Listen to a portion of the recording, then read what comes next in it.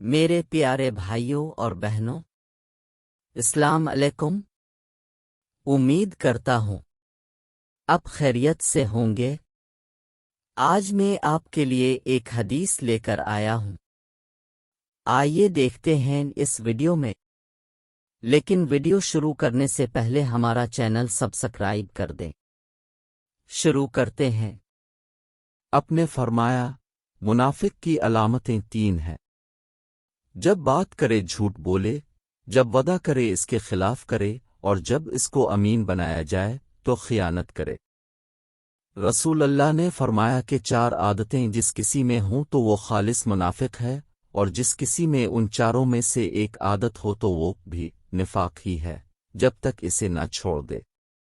وہ یہ ہیں کہ جب اسے امین بنایا جائے تو امانت میں ایک خیانت کرے، اور بات کرتے وقت جھوٹ بولے، اور جب کسی سے عہد کرے تو اسے پورا نہ کرے، اور جب کسی سے لڑے تو گالیوں پر اتر آئے۔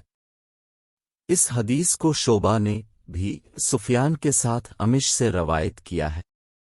رسول اللہ صلی اللہ علیہ وسلم نے فرمایا، جو شخص شب قدر ایمان کے ساتھ محض ثواب آخرت کے لیے ذکر و عبادت میں گزارے، اس کے گزشتہ گناہ بخش دیے جاتے ہیں۔ آپ نے فرمایا کہ جو شخص اللہ کی راہ میں جہاد کے لیے یہ نکلا، اللہ اس کا ضامن ہو گیا۔ اللہ تعالیٰ فرماتا ہے کہ اس کو میری ذات پر یقین اور میرے پیغمبروں کی تصدیق نے اس سرفروشی کے لیے گھر سے نکالا ہے۔ میں اس بات کا ضامن ہوں کہ تو اس کو واپس کر دوں ثواب اور مال غنیمت کے ساتھ، شہید ہونے کے بعد جنت میں داخل کر دوں۔ رسول اللہ نے فرمایا، اور اگر میں اپنی امت پر اس کام کو دشوار نہ سمجھتا تو لشکر کا ساتھ نہ چھوڑتا، اور میری خواہش ہے کہ اللہ کی راہ میں مارا جاؤں، پھر زندہ کیا جاؤں، پھر مارا جاؤں، پھر زندہ کیا جاؤں، پھر مارا جاؤں۔ نبی کریم نے فرمایا، جو کوئی رمضان میں راتوں کو ایمان رکھ کر اور ثواب کے لیے عبادت کرے، اس کے اگلے گناہ بخش دیے جاتے ہیں۔ نبی کریم نے فرمایا، جس نے رمضان کے روزے ایمان اور خالص نیت کے ساتھ رکھے، اس کے پچھلے گناہ بخش دیے گئے۔ نبی کریم نے فرمایا، بے شک دین آسان ہے، اور جو شخص دین میں سختی اختیار کرے گا تو دین اس پر غالب آ جائے گا، اور اس کی سختی نہ چل سکے گی۔ بس اس لیے اپنے عمل میں پختگی اختیار کرو، اور جہاں تک ممکن ہو میانہ روی برتو، اور خوش ہو جاؤ کہ اس طرز عمل سے تم کو دارین کے فوائد حاصل ہوں گے، اور صبح اور دوپہر اور شام اور کسی قدر رات میں عبادت سے مدد حاصل کرو۔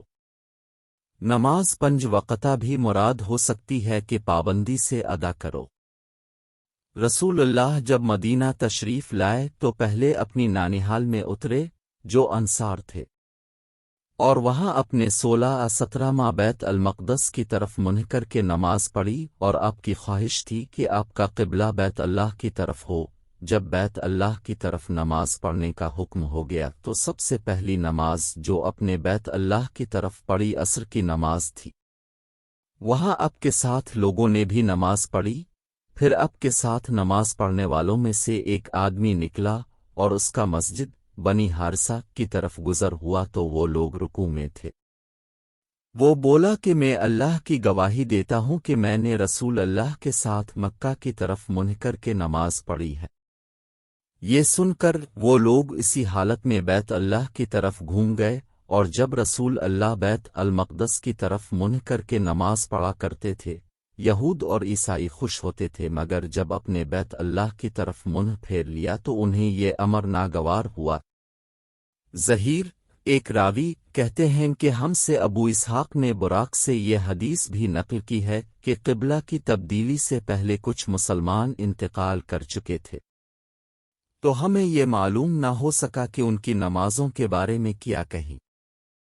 تب اللہ نے یہ آیت نازل کی، وَمَا كَانَ لِلَّذِينَ مَانُونَ البقرہ 143۔ انہوں نے رسول اللہ کو یہ ارشاد فرماتے ہوئے سنا کہ جب ایک بندہ مسلمان ہو جائے اور اس کا اسلام عمدہ ہو، یقین و خلوص کے ساتھ ہو، تو اللہ اس کے گناہ کو جو اس نے اس اسلام لانے سے پہلے کیا معاف فرما دیتا ہے، اور اب اس کے بعد کے لیے بدلہ شروع ہو جاتا ہے، یعنی کہ ایک نیکی کے عوض 10 گنا سے لے کر 700 گنا تک ثواب، اور ایک برائی کا اسی برائی کے مطابق بدلہ دیا جاتا ہے، مگر یہ کہ اللہ تعالیٰ اس برائی سے بھی درگزر کرے اور اسے بھی معاف فرما دے، یہ بھی اس کے لیے آسان ہے۔ رسول اللہ نے فرمایا کہ تم میں سے کوئی شخص جب اپنے اسلام کو عمدہ بنا لے، یعنی نفاق اور ریا سے پاک کر لے، تو ہر نیک کام جو وہ کرتا ہے اس کے عوض 10 سے لے کر 700 گنا تک نیکیاں لکھی جاتی ہیں، اور ہر برا کام جو کرتا ہے تو وہ اتنا ہی لکھا جاتا ہے جتنا کہ اس نے کیا ہے۔ یہ تھی آج کی حدیث، اجازت دیں، اللہ حافظ۔